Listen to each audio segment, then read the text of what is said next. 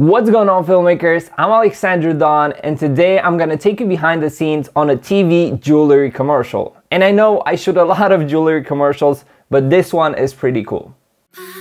Femeile sunt grațioase și puternice, asemenea unui diamant. Ele schimbă lumea pas cu pas.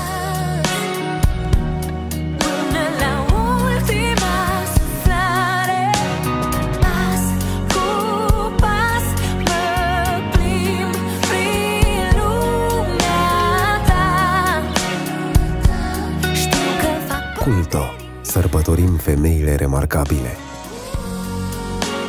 So, let me know what you think about this commercial. I personally love how it turned out. We got the chance to shoot the entire thing in a professional music studio and it was really cool. But let's go behind the scenes and let me show you the whole process of doing this commercial. So first thing first that we did, we got to the location and we started prepping up the set. And one thing that I don't usually tell this about myself is that I also do set design. And I know I haven't told this in my past videos, but on most of my commercials, I do set design as well. I don't know, I just love doing it. It is a pretty natural thing to do because if you do lighting, you also have to know a little bit of set design in order to make everything work together. So what we did here is that I looked around and I found a bunch of instruments which I wanted to use. And we were pretty lucky because our main actress is actually a professional singer and a pretty famous one in Romania, actually one of the famous ones. And she had her own van with her own gear right there for us to use any instruments from that van. So we pulled up a different set of drums, different kind of accessories and guitars and everything, and we placed them around the set so it looks really nice and it looks like she is actually recording her new song, which we actually used in the commercial. And then I started prepping out my camera so I can see exactly my field of view and how everything is looking even without lights. This is one thing that I do just to make sure exactly what I need and what I have to put. My main camera for this commercial was the Sony Fx6 with the Sony G Master 50mm f1.2, and yes, I shot everything in 1.2 with the autofocus on from my Sony Fx6. As a monitor, I used my Atomos Shinobi and I had a wireless connection from Dwarf Connection. And that was pretty much it. Pretty simple setup. I filmed everything handheld, and this is one of the things that I really love to do. So if you use a lot of slow motion in your commercial, if you use handheld, then your shots will be much more stable. And that's why I don't use gimbals or anything else, because I know that I'm gonna get stable shots because I'm shooting slow motion. Even though I can get stable shots even in real time, but when you shoot slow motion, everything gets more stable. So we're gonna start with the lighting that I used and why I used it. And I got something pretty cool for you today. I managed to build my entire set in Scene Tracer, and I'm gonna show you exactly where I put my lights and why I put them. But let's start with the first light that I used. So I used an Alight Mixpanel 150, and this light was mainly used to kind of fill up the room a little bit and have just a little bit of light so I can control a little bit better what we see in the background. Next, I used a lot of pavo tubes, and this is the new one, the 30X, and I set it on, even though in this shot is a little bit warmer, I set it on daylight because I wanted the whole set to feel a little bit colder and feel like more professional. I didn't want a lot of colored contrast in this. So I put a little bit of pavo tubes here and there just to create some atmosphere and create some separation in the image. And I think it looked really nice. And then we soon after started shooting.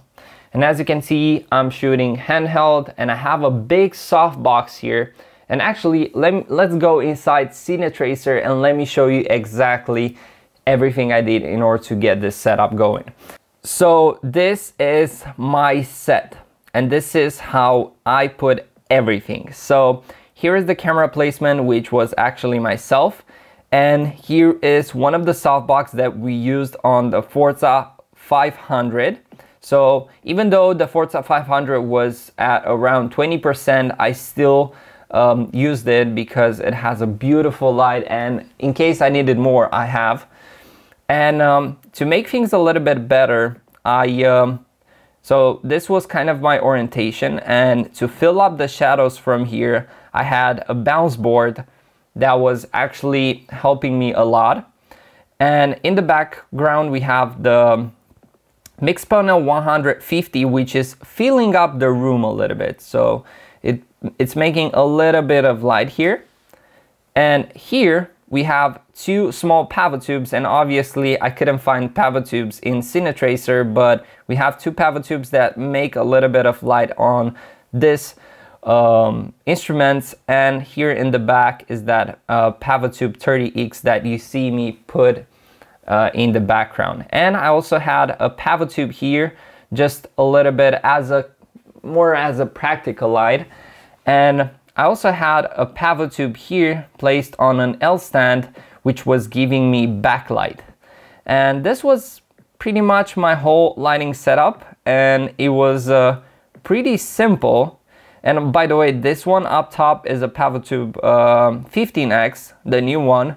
And the beauty with these ones is that I can control them with my phone, so I don't have to go up there, try and change settings or anything like that. But pretty much this is the setup, and I think it turned out pretty nice. And I'm also really happy that I can show you my lighting setup from this Cinetracer. So that is really cool. So now that you know exactly how I lit up the entire set, I still want to go a little bit behind the scenes and show you some of my tips and tricks on how I shot this. So usually when I shoot women's faces, I like to light them from the front, just a little bit slightly to the right or to the left, but mainly our light has to be from the front so we can avoid hard shadows on their faces. And in this case, because we had dark walls, I didn't have reflection back from the walls or anything else, so that's why I used this bounce board, so it can bounce back a little bit of the light that comes from the side. So because I'm using a 50mm, I can bring all my lighting really close to the subject and don't see them in the shot. And we got some really beautiful portrait shots with the 50, which is one of my favorite lenses, obviously, because I'm using it on all of my commercials. And we also had some really creative shots where I used this new lens filter from Vaxis, and it's really nice that you can hold it in your hand and you can make some really beautiful in and out of focus. This one is a 2x diopter, which is a split diopter, so you can put it in front of your lens, and because the Sony is so good at autofocus, it kind of keeps the subject in autofocus, so you can do a lot of crazy effects and the camera pulls out the autofocus really good. So now we're gonna analyze a little bit the footage that we shot with the kids, which were really easy to do, honestly. These kids are professionals, honestly. Usually when you work with kids, it's like super hard, but in this case, these guys do this every day. So it was really easy to work with them. They were super professional, and I think the shots turned out absolutely amazing.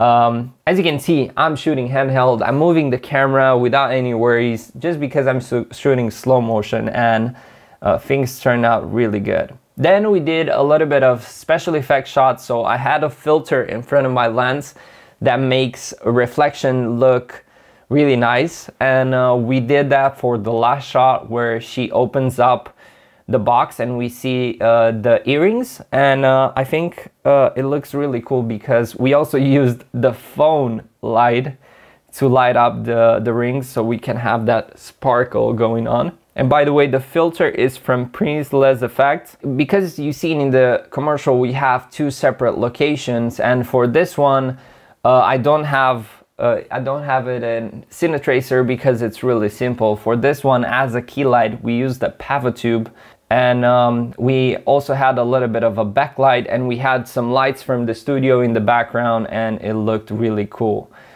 but as for the next shot where they look on the window, I had 2 pavo tubes, so really simple setup because all of my lighting was inside the studio. So I kind of had to improvise and used what I had because I didn't have a lot of lights left.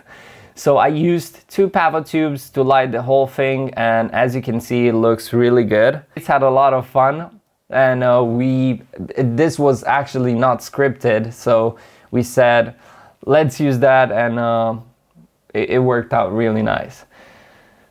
So yeah, overall, as you can see, pretty simple lighting setup, not too complicated in terms of like what to do. I just improvised a lot. Obviously, when it comes to faces, I try to light the face as good as possible, and in the background, usually I try to improvise and do whatever looks good on camera. Overall, I really love how this turned out, and let me know if you enjoyed this video and if it was helpful. If it was, please subscribe to my YouTube channel because this helps me a lot. I really invest a lot of time in this channel, and I really wanted to grow a little bit bigger and have a little bit more success because I'm giving away a lot of free valuable information here, guys. And yeah, by the way, if you see there's a new desk here and a new setup, it actually is. And I'm gonna talk a little bit about this new table that I have in the upcoming videos because we did like a really cool video about how we built this. And obviously my setup is not done yet. I'm waiting for the studio displays to come, and I'm waiting for the Mac Studio and everything, and I don't know why it's taking so long. Here in Romania, everything is so slow when it comes to like new products and all that. But anyway, cheers guys, enjoy your day, and hopefully this video helped you.